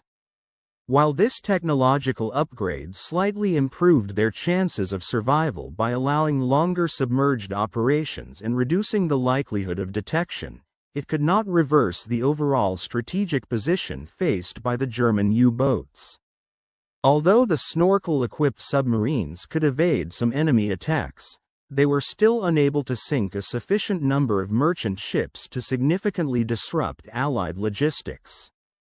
The Battle of the Atlantic, which was the vital struggle over supply routes crossing the Atlantic Ocean, had already been effectively lost by this stage, as Allied anti-submarine warfare tactics had gained the upper hand. In the face of these setbacks, Germany embarked on an even more ambitious project to restore their technological edge in submarine warfare. This effort culminated in the development of the revolutionary Type 21 electroboat, often called the Electroboot, which represented the most advanced and bold attempt to regain the strategic advantage. The Type 21 featured a sleek, streamlined hull design that drastically reduced hydrodynamic resistance, enabling greater submerged speeds. Its powertrain included a triple battery capacity, which supplied energy to its electric motors, allowing it to achieve a submerged speed of 17.2 knots, more than double the 6.4 knots of the standard Type 7 boats. The submarine was armed with 6 bow torpedo tubes and had hydraulic reload mechanisms capable of firing 18 torpedoes in under 20 minutes, a remarkable feat for the time. Additionally, it was equipped with sophisticated sonar systems designed to improve detection and targeting capabilities. Theoretically, the Type 21 could outpace most surface escorts while submerged and sustain prolonged underwater missions, representing a significant leap forward in submarine design. Had this class of submarine entered operational service in 1943 instead of 1945, it might have extended the Battle of the Atlantic considerably, potentially altering the course of the naval struggle. However, the urgency to produce these submarines rapidly led to severe quality control problems. Of the 118 vessels built, only 4 were ready for combat before the end of the war. Among these, only 2 conducted patrols in April and May of 1945, both ending without any enemy ships sunk before Germany surrendered. The final patrol of a Type 21 submarine, U-2511, exemplified both the promise and the futility of Germany's technological efforts. Departing on the 30th of April, 1945, under the command of a highly experienced and successful U-boat commander, Korvettenkapitän Adelbert Schnee, U-2511's mission was a poignant reminder of the potential locked within these advanced vessels. On May 4, 1945, the submarine detected a British cruiser task force and executed a flawless approach to attack, managing to reach firing position undetected despite the extensive radar coverage of the Allied fleet. The submarine's superior underwater speed and silent running capabilities allowed it to close the distance quietly and efficiently, demonstrating the remarkable capabilities of the Type 21. However, Commander Schnee chose not to fire his torpedoes. By this point, Germany had already surrendered, and the war was effectively over. On the 5th of May, 1945, Schnee surfaced and radioed his position, bringing the era of the U-boat war to an end, not with violence, but with the acceptance of defeat. Reflecting on these events in his post-war memoirs, Schnee expressed a bitter irony. He noted that the demonstration of the Type 21's capabilities on that final day proved what the submarines could have achieved had they been introduced into service a year earlier.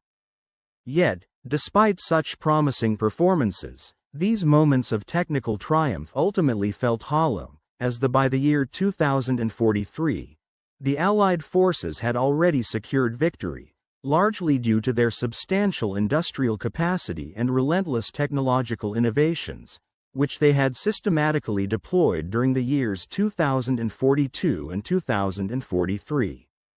These advancements in military technology played a pivotal role in shifting the balance of power, even before some of the most cutting-edge innovations arrived on the scene.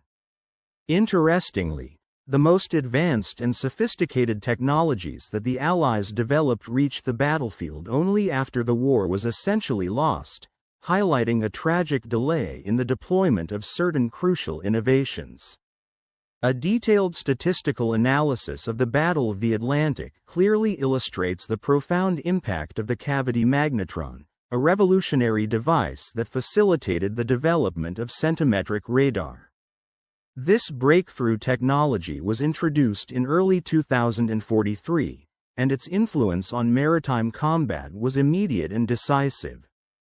During the initial months of 2043, specifically from January through May, the Allies were in the process of deploying their first-generation ASV Mark III radar systems aboard ships and aircraft.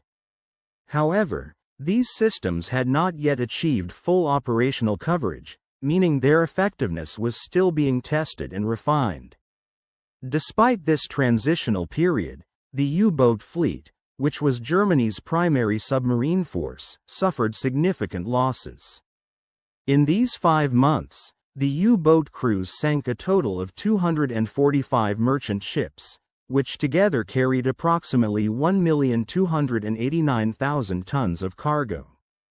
The German Navy's losses during this same period were equally substantial, with 95 U-boats destroyed, including a devastating loss of between 41 and 43 vessels in May alone.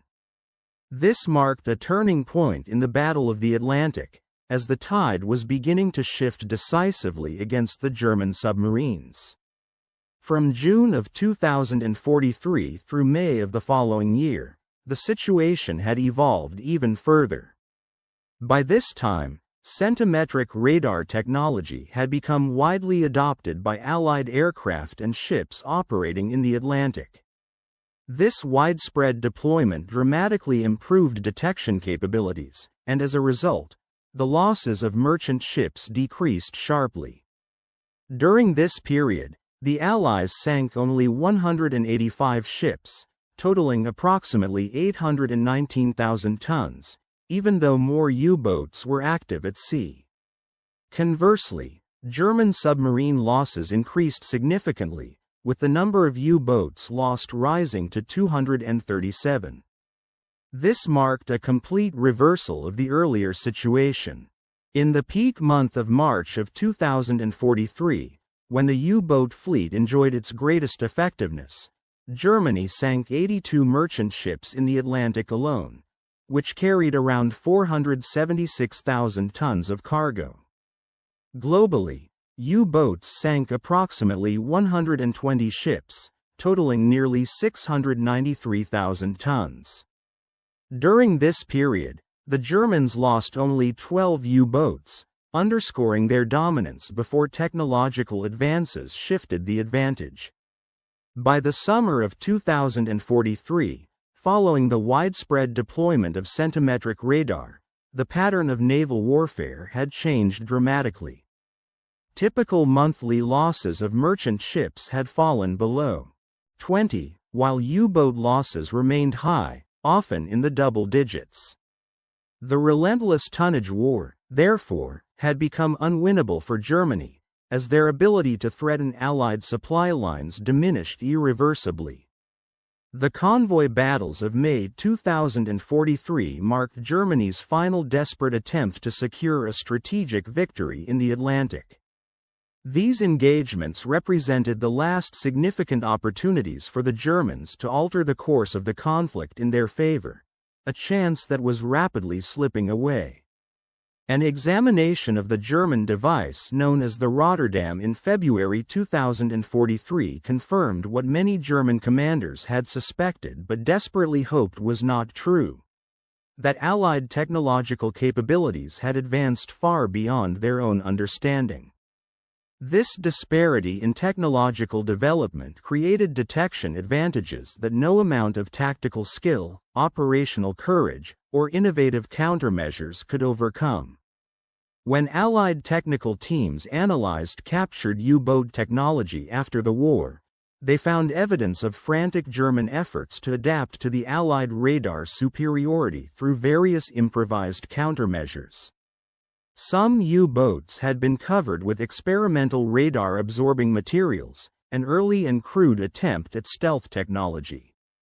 These materials, however, added unnecessary weight, compromised the vessel's performance, and provided only negligible reductions in radar return signals. The materials available to Germany during 2043 and 2044 were simply inadequate to achieve effective radar absorption at the centimetric wavelengths used by Allied radar systems. Other U-boats carried inflatable decoy balloons designed to create false radar signatures, misleading enemy detection efforts. While these decoys occasionally worked, their tactical utility was limited because they could not be deployed when the submarines were submerged or in heavy seas, making their use unpredictable and less reliable. Still, some vessels had been fitted with modified exhaust systems intended to lessen the radar signature of snorkel emissions, an attempt to reduce detection while maintaining diesel engine operation. These modifications, however, came at the cost of decreased diesel efficiency and did not, regardless of the weather conditions, the darkness of night, or even the most daring evasive maneuvers. The only reliable method of avoiding detection for German submarines was to remain completely submerged. However, during the years of 1943 and 1944, the limitations of battery technology significantly hampered their ability to stay underwater for extended periods, which was essential for completely evading enemy detection systems. This technological shortcoming meant that German submarines were effectively caught in a trap of their own making. They could be seen by enemies they could not see in return, hunted by weapons that they could not effectively counter, and forced to operate in an electromagnetic environment over which the Allies held complete dominance.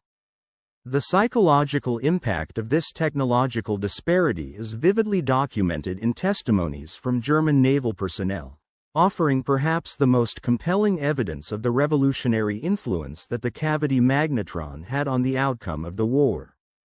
It is crucial to recognize that these sailors and officers were not defeated soldiers making excuses for their failures. Rather, they were highly trained, technically sophisticated experts who understood well where their systems had fallen short. Their detailed accounts, found in interrogation reports, personal letters, and memoirs written after the war, consistently point to a fundamental issue. Their technology had become obsolete in the face of rapidly advancing Allied innovations. They described the growing helplessness of fighting enemies equipped with far superior detection tools, leaving German submarines effectively blind and deaf in the electromagnetic spectrum. The crew's morale deteriorated as they realized that their chances of avoiding detection were slim, and that survival depended more on luck than on skill or tactical ingenuity. This shift was profound. The once confident and aggressive German sailors, who believed in their technological edge, found themselves transformed into hunted prey, overwhelmed not by the enemy's physical might alone, but by a new wave of technological insight that exposed their vulnerabilities. The pivotal moment came in February of 1943 when Wilhelm Rune conducted a thorough examination of the Rotterdam device, effectively performing an autopsy on German naval strategy. The copper block in his laboratory, a seemingly simple component, held the key to understanding every mysterious loss of U-boats, every near-impossible interception of aircraft, and every convoy battle where Allied forces seemed to possess foreknowledge of German positions before the attacks even began. The discovery of the cavity magnetron revealed that Germany had been fighting the Battle of the Atlantic while being deaf and blind to the electromagnetic spectrum, an invisible battlefield that the Allies exploited with devastating efficiency. This revelation shattered the illusion of German technological superiority more profoundly than any direct military defeat could. It cast doubt on the entire strategic confidence of the German leadership, prompting the realization that their technological capabilities lagged behind those of their adversaries. The Germans began to suspect that the Allies might have developed revolutionary radar systems in secret, even while enduring years of relentless strategic bombing campaigns. If the British and Americans could achieve such breakthroughs without their knowledge, what other surprises might they have in store? This question haunted the minds of German strategists and engineers alike. The psychological toll of this new understanding was immense. The once assured conviction among German military leaders that they possessed the technological upper hand was utterly shattered. The realization that their enemies had advanced beyond their comprehension led to a loss of confidence in their strategic and technological planning. This shift in mindset influenced German defensive preparations, causing them to divert scarce resources toward countermeasures that often arrived too late to alter the course of the war. Post-attack intelligence assessments, especially after the Rotterdam incident, grew increasingly cautious, always operating under the assumption that the Allies possessed weapons and systems far beyond what the Germans currently understood or could counter. By the autumn of 1943, the Allies had made significant strides in radar technology. Fully operational models of their new centimeter wavelength, or centimetric, radar systems, powered by the innovative cavity magnetron, were being produced and deployed. These advanced radars equipped hundreds of aircraft and ships, dramatically enhancing their ability to detect and track enemy vessels and aircraft at greater distances and with unprecedented precision. The implications of this technological leap were profound, fundamentally transforming the nature of aerial and naval warfare and tilting the strategic balance in favor of the Allies.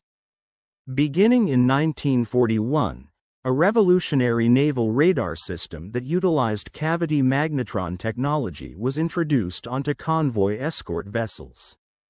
This advancement allowed these ships to detect surfaced submarines from distances reaching up to 20 kilometers and to identify periscopes at approximately 900 yards. Operating at a wavelength of 9.7 centimeters and powered by a peak output of 70,000 watts, this radar significantly enhanced the Allies' maritime defenses during the war's critical years.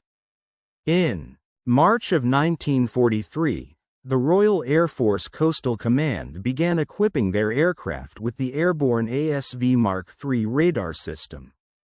This sophisticated device enabled planes to scan vast expanses of the ocean, covering thousands of square kilometers, and to locate submarines regardless of weather conditions or nighttime darkness. Such technological prowess made a profound difference in anti-submarine warfare, turning the skies into eyes that could pierce through otherwise obscuring factors like fog, storm, or night. Meanwhile, the United States developed the H-2X radar, a markedly advanced iteration of the earlier H-2S system. Operating at a shorter wavelength of 3 centimeters, the H-2X provided bomber crews with critical navigation and targeting capabilities. Its precision allowed strategic bombing operations to continue effectively regardless of adverse weather or the cover of darkness, thereby diminishing the importance of visual visibility and giving the Allies a decisive advantage. Interestingly, Both the Allied radar systems descended from the groundbreaking cavity magnetron technology that the British engineer Runge had begun examining in February of 1943. This shared technological foundation underscores the rapid and collaborative advancements that characterized wartime innovation. The deployment of the Rotterdam device, a pivotal breakthrough in radar technology, marked the beginning of Allied electromagnetic dominance across the entire theater of operations. This electromagnetic edge forced the Germans into a costly and largely ineffective arms race to develop countermeasures. For example, efforts to produce radar warning receivers, such as the NACOS program, diverted valuable scientific and industrial resources that could otherwise have been directed toward offensive weaponry or other defensive systems. German research and development shifted increasingly toward underwater technology, aiming to optimize submarines for submerged operations, which resulted in a decline in the production of traditional surface vessels. Simultaneously, German engineers explored a range of exotic or experimental technologies, including underwater television systems that might extend reconnaissance capabilities, passive sonar arrays to detect distant ships without revealing their own position, and hydrogen peroxide propulsion systems intended for high-speed underwater travel. Despite the promising nature of these innovations, none of them reached operational status before the end of the war. Each represented a testament to German engineering ingenuity, pursuing solutions to the challenges posed by Allied technological superiority, yet progress remained too slow to alter the eventual outcome. Before German countermeasures could be widely deployed or fully matured, the Allied technological and operational advances had already overwhelmed German efforts. The broader narrative of the Battle of the Atlantic is thus one woven from threads of immense industrial capacity, relentless technological innovation, tactical expertise, and extraordinary operational bravery. During the war, Germany produced approximately 1,181 U-boat, a type of advanced underwater vessel. Of these, only about 785 were destroyed, with 648 lost directly to enemy action. The remaining units were either scuttled, lost due to accidents, or eventually stricken from service, leaving only about 156 to surrender in May of 1945. Among the roughly 40,000 personnel who served aboard U-boat during the conflict, an overwhelming majority, around 30,000, perished, resulting in a staggering casualty rate of about 75%. This represented the highest casualty rate experienced by any military branch during the war, on either side of the conflict. These men fought with exceptional courage, skill, and resilience, embodying the fierce determination of the German submarine fleet. Despite their bravery and technological ingenuity, the German submariners could not fundamentally overcome the technological edge held by the Allies, primarily the superior radar systems that had been developed using the cavity magnetron. This device, invented at Birmingham University between 1939 and 1940, and brought into practical military use by the General Electric Company, was one of the most groundbreaking technological innovations of the entire war. Its significance extended well beyond naval or tactical applications. The microwave technology pioneered for military radar would lay the groundwork for a wide array of civilian and commercial advancements in the decades that followed, transforming communications, broadcasting, and scientific research on an unprecedented scale. Following the tumultuous years of the Second World War, a remarkable transformation in communication and technology unfolded that would forever change the fabric of modern society. The innovations stemming from wartime research, particularly in microwave technology, laid the groundwork for a vast array of applications that extended far beyond the battlefield.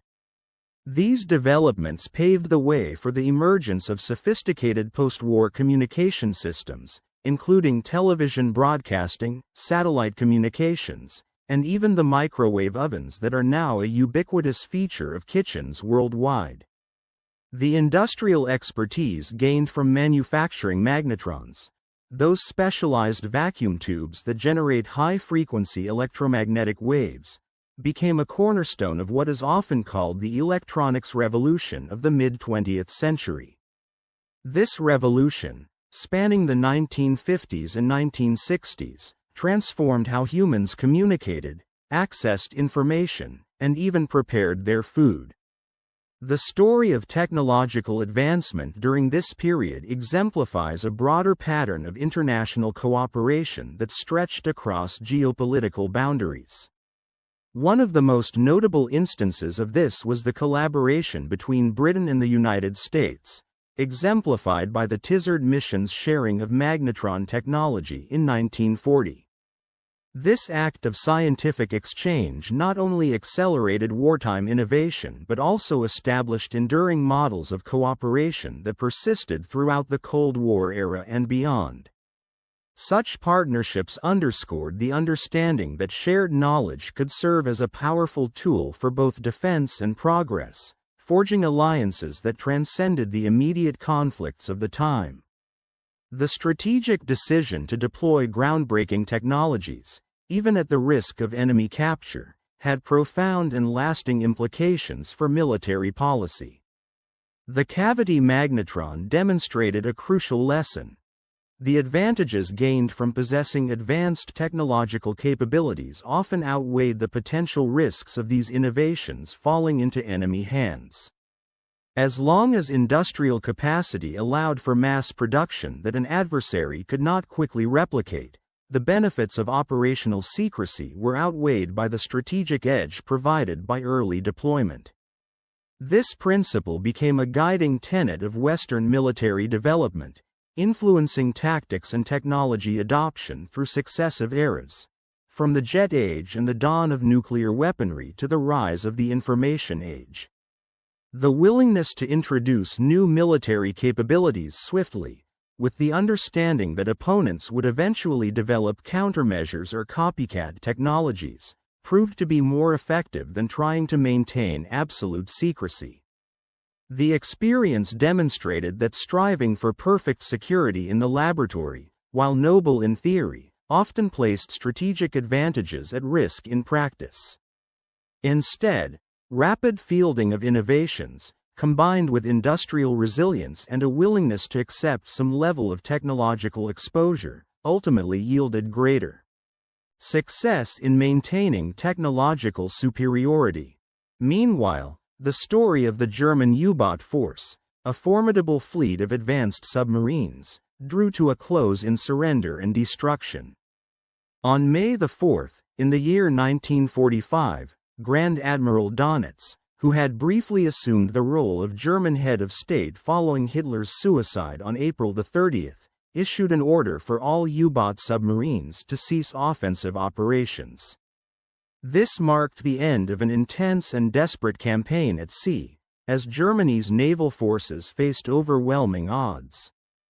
Just a few days later, on May 8, Germany's unconditional surrender was formalized, prompting the launch of Operation Deadlight, an effort by the Allies to neutralize remaining German naval assets. As part of this operation, all submarines still at sea were instructed to surface, fly black flags as a symbol of surrender, and proceed to designated Allied ports for disarmament and surrender. However, many commanders found it impossible to accept the surrender of their vessels, and instead chose to scuttle their submarines, deliberately sinking their boats rather than surrendering them to the victorious Allies. This act echoed the historic scuttling of the German High Seas Fleet at Scapa Flow in the year 1919.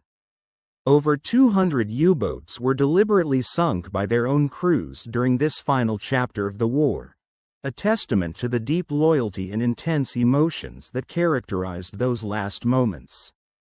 The servicemen who had served aboard these submarines experienced a campaign ultimately shaped not solely by tactical skill or daring, but by the fundamental principles of physics and engineering.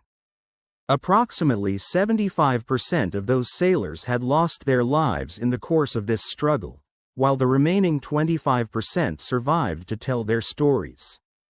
Their defeat was not primarily a matter of courage or strategy, but the result of the physics of electromagnetic radiation, specifically, the radar technology that had become crucial in naval warfare.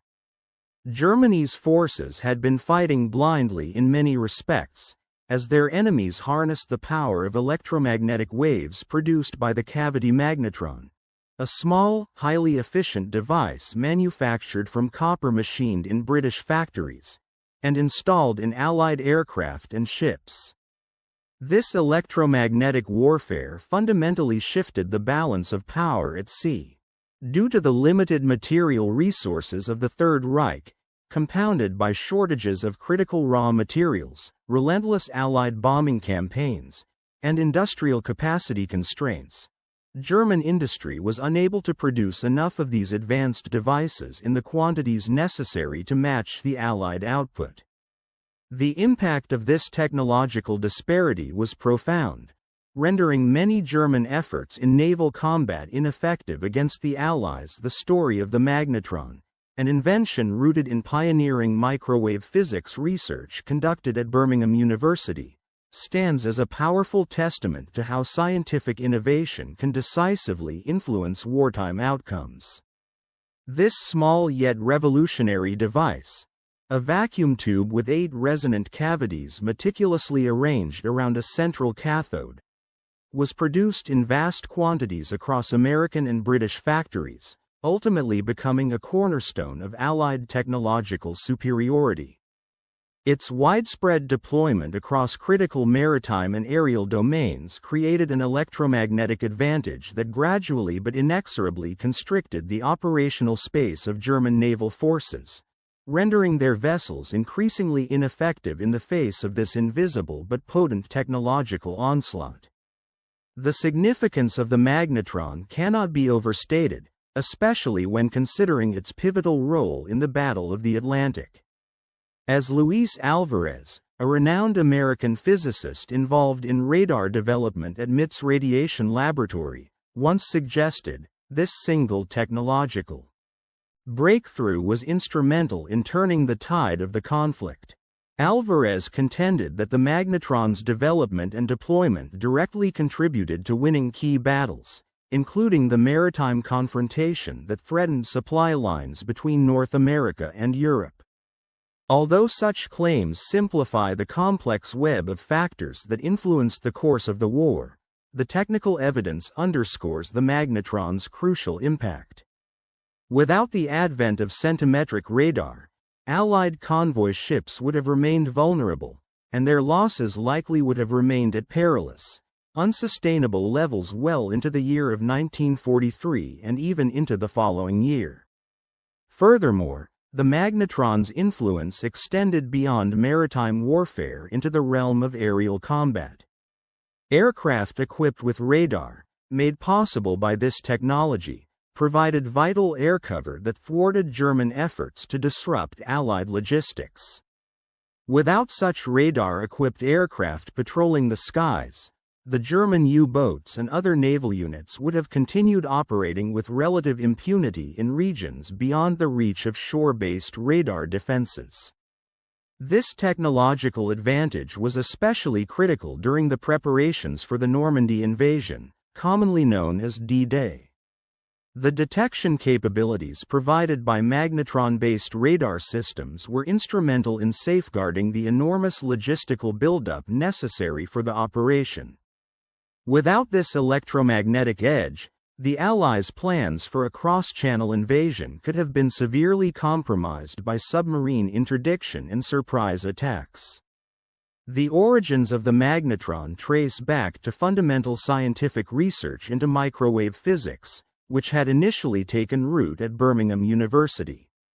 From this foundation, a device was developed that could generate high-frequency electromagnetic waves, and it was subsequently mass-produced in tens of thousands of units across factories in both the United States and Britain.